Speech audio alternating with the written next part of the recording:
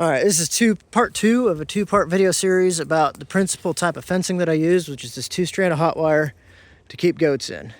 This is not some new unproven concept. I've been keeping goats in with 2 strands of hot wire for 30 years.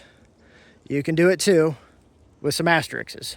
First one I will say, and this one you can't do much about, if you have rocky or sandy soil, if you're in the Nebraska sandhills or someplace like that, this may not work for you. Your soil may not be conductive enough. You may not get a good enough hit on that wire to provide that psychological deterrence.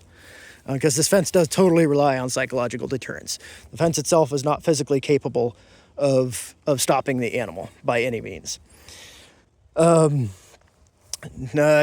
thing, all right, the rest of the things are generally things that you can do things about. One thing is to respect that this is not a high-pressure fence system. You cannot use this to sort animals. You cannot wean. I would not try to wean kids on one side and have does on the other on this type of fence. I would not have billies separated from does with this type of fence. I would not, sprinkle a bunch of grain on the ground over here just to mock them and challenge them to come over, because they probably would challenge this fence then. And once you get them to start challenging that fence and realizing that they can get through it and that it is just a psychological barrier, it won't work anymore.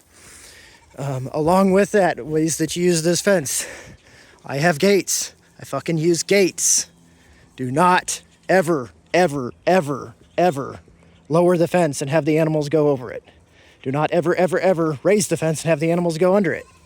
Again, you are breaking that psychological barrier, and they will learn to not be afraid of that fence. They will learn how to go over it or under it. And I say these from experience because these are things that I've seen people do, and then they come back and they say, oh, well, your fence system didn't work for me. And to me, these things are just common sense. Again, I've been using this type of fence my entire life, but I got to point it out. All right, another thing is the equipment I didn't talk about. On this particular place, we're using the solar charger, and I had another video where I show off that solar charger.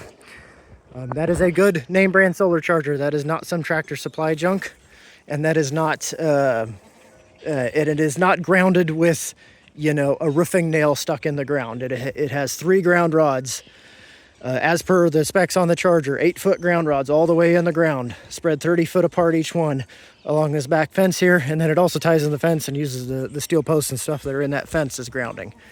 You need good grounding and you need a good charger. Those are the other 2 things I see people screw up when they do this. The other one is not watching your height close enough. You create low spots, again, where they can learn to go over, or high spots where they can learn to go under. That's another way to make this fence not work well for you.